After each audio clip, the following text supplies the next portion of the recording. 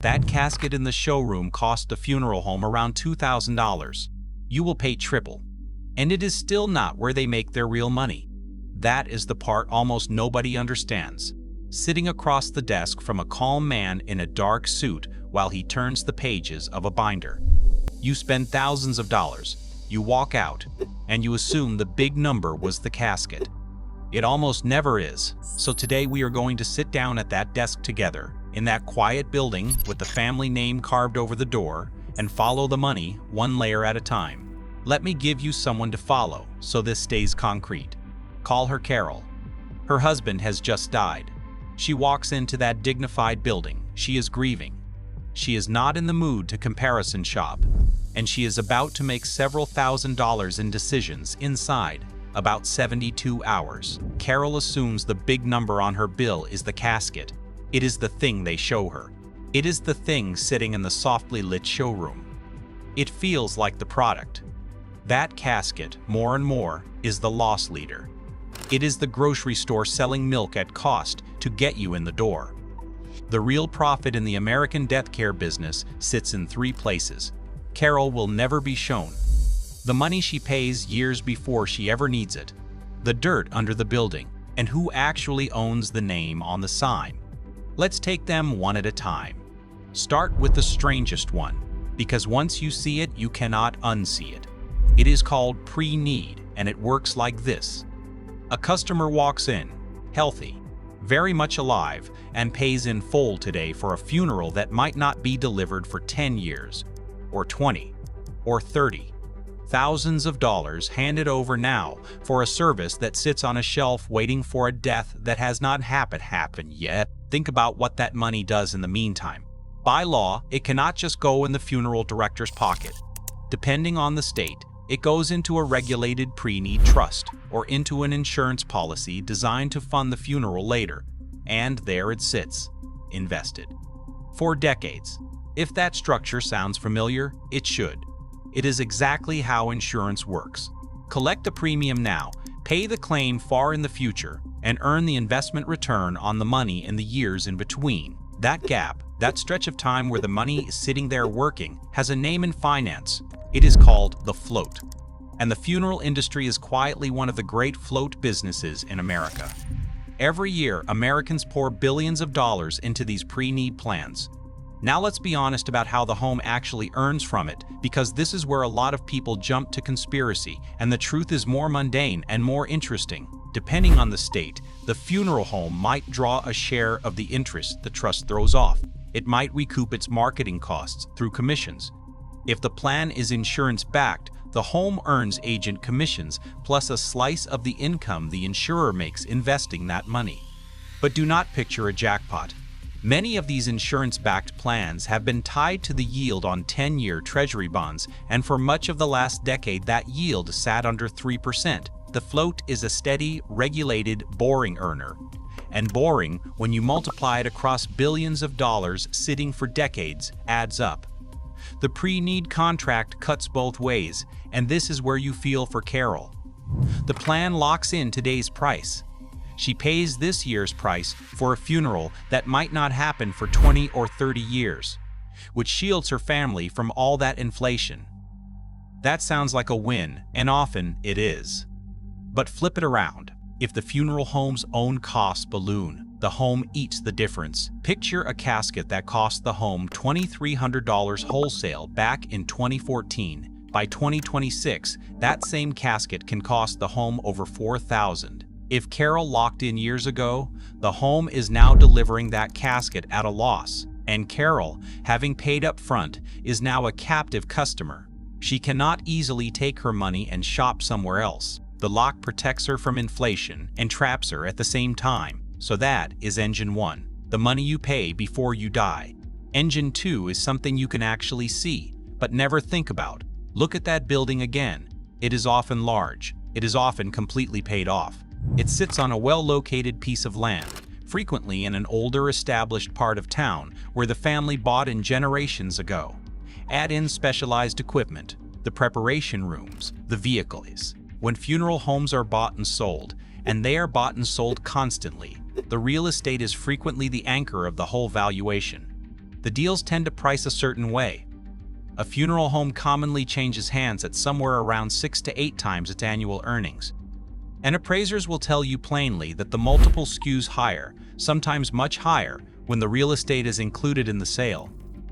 The service business sits on top, but the dirt and the building underneath are a quiet store of value that has been appreciating for decades, while nobody in the family thought of it as anything but the place where they worked. Now, before we go further, you deserve to know that you are not defenseless at that desk. There is a rule protecting Carol, and it is worth understanding exactly why it exists. It is called the FTC Funeral Rule. It was issued in 1984, and it is enforced by the Federal Trade Commission. And every single piece of it exists to block a specific trick that the industry used to pull. The rule says the funeral home must hand Carol an itemized general price list at the very start of any in-person arrangement discussion. Why itemized? Because the old move was to sell everything as one bundled package, so you could never see that you were paying $800 for something that should cost $80. The rule says the home must show Carol a casket price list before it walks her into the casket showroom. Why before? Because once you are standing in the room, surrounded by the beautiful models under the flattering lights, you will never think to ask about the cheaper caskets they conveniently did not put on display. The list, in your hand, first lets you ask. The rule bans the home from requiring Carol to buy a casket or any package as a condition of getting any other service, and it guarantees her right to buy a casket somewhere else, online, cheaper, and bring it in with no handling fee. Why? Because the industry used to punish exactly that. Now here is the enforcement reality, stated fairly, because this is where it gets complicated. Each violation of the funeral rule can draw a civil penalty of over $53,000. That sounds fierce, but in practice, first-time violators are usually not fined at all. They are routed into something called the Funeral Rule Offenders Program, and that program is run by the funeral director's own National Trade Association. It is training, not punishment, and the numbers tell the story. Since 1996, the FTC has inspected more than 3,000 funeral homes and found roughly 530 of them in violation. And even now, in most cases, funeral homes are still not required to post their prices online. So the one place Carol could calmly compare prices from her kitchen table before the worst day arrives is mostly still dark. If you are finding this useful, take a second to subscribe. This channel pulls apart how ordinary businesses actually make money, the parts nobody explains to you until it is too late. Now let's get to the part almost nobody knows. Go back to that family name over the door, the one that has been there for 80 years. Here is a fact that surprises almost everyone. Somewhere around 80 to nearly 90% of American funeral homes really are still independent, family-run operations. But the rest have been quietly bought up by corporations. And the largest of those, by a mile, is a company most people have never heard of.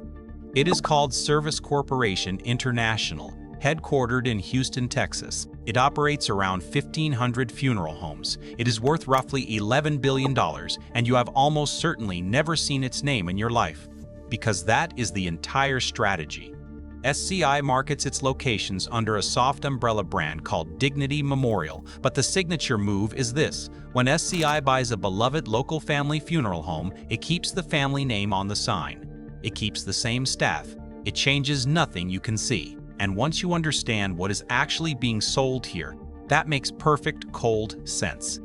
In death care, the product is not really the casket, and it is not really the embalming. The product is trust. It is heritage. It is the feeling that you are handing your mother's funeral to the same family your grandmother trusted. Put a corporate logo on that door and families walk straight out, so the logo never goes up. Then it lands on Carol's wallet. Independent studies, including surveys from the Funeral Consumers Alliance, have found that corporate-owned funeral homes often charge somewhere between 20 and 50% more than the independent home down the street for genuinely comparable services. So a family that believes with all their heart they are supporting a local business, keeping their money in their own community, are frequently sending that money to a corporate headquarters hundreds of miles away. That is completely legal. It is just not transparent. And Carol has no way of knowing which kind of building she walked into, so now you can see the whole machine, the float you fund years early, the real estate quietly appreciating underneath, and the national chain wearing a local family's face. For a long time, that machine ran beautifully, but something has been steadily breaking it, and it is happening right now, in real time. The entire traditional model depended on one thing: the full-service burial. The casket, the embalming, the viewing, the plot, the whole ceremony. That is where the fat margins lived, and the casket was the crown jewel of it. Now watch what happens when that disappears. A traditional burial in America runs somewhere between $8,000 and $15,000. A direct cremation, no ceremony, no casket, just the essential process, can run as little as $800 and often tops out around $2,500. And Americans are switching fast. The American cremation rate passed 60% around 2023, and it is climbing steadily toward 80% and beyond. Let's make the collapse concrete because the numbers are stark. Take a funeral home doing a full slate of traditional burials. It might gross around $886,000 a year. Now shift that same home, that same number of families walking through the door, over to heavy direct cremation. That revenue can fall toward $300,000. Same building, same staff, same number of deaths, less than half the money. And the casket, the item Carol assumed was the whole point, gets skipped entirely. A cremation does not need a hardwood casket with brass handles. It needs a simple combustible container, and that runs anywhere from $50 to a few hundred. The single highest margin product in the old showroom, gone from the bill completely. You can see the result in the landscape. Funeral homes are closing. The country has gone from more than 22,000 funeral homes a little over a decade ago to under 19,000. Price wars have broken out, especially over cremation, where a family really can shop around. And the survivors are scrambling to replace that vanished casket margin. They are pushing high-margin memorial products now.